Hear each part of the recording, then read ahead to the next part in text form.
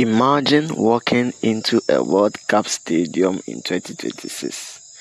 You buy a souvenir, you drink from a branded cup, you look at a giant advertising screens, you check your smartphone, you watch the match in a stadium filled with technology, products and sponsorships.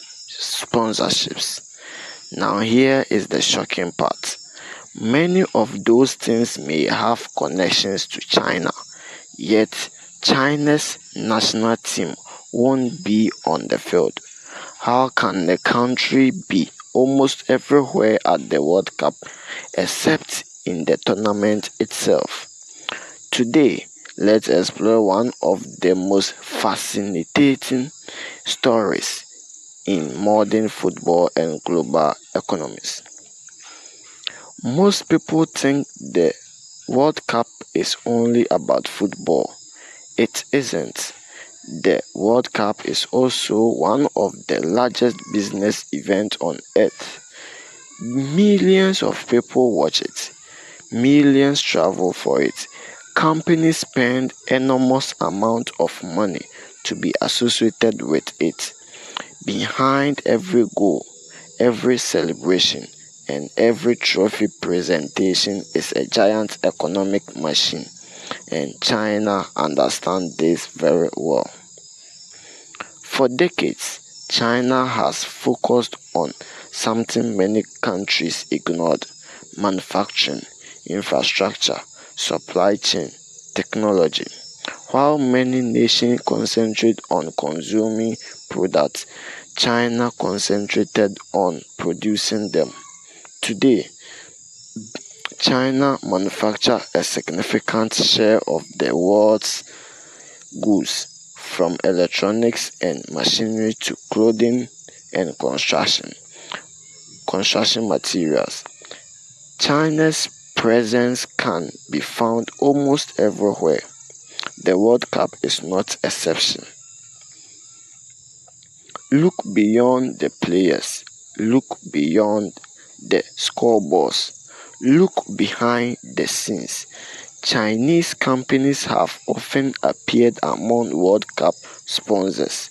Chinese manufacturers produce large quantities of merchandise sold around major sporting events. Construction firms and supply contribute to global infrastructure projects.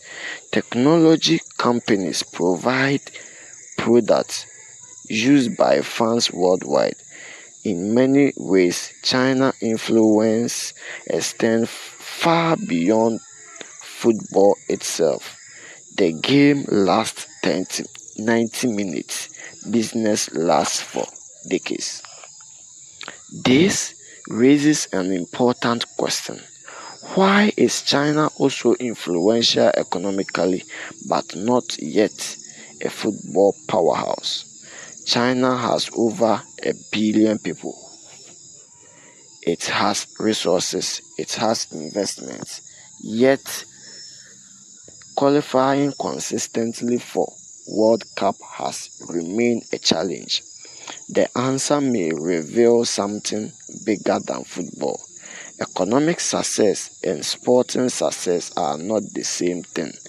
Building factories is different from building football culture. Producing goods is different from producing world-class players. One requires industrial systems, the other requires generations of sporting development. A lesson for Africa. There is a lesson here. Many countries focus only on being participants. China focused on becoming indispensable. Even without lifting the trophy, it found ways to benefit from the event. The real question is, how can nations create value beyond simply showing up? How can countries move from being consumers to producers? How can they become builders instead of spectators? Those questions matter far beyond football.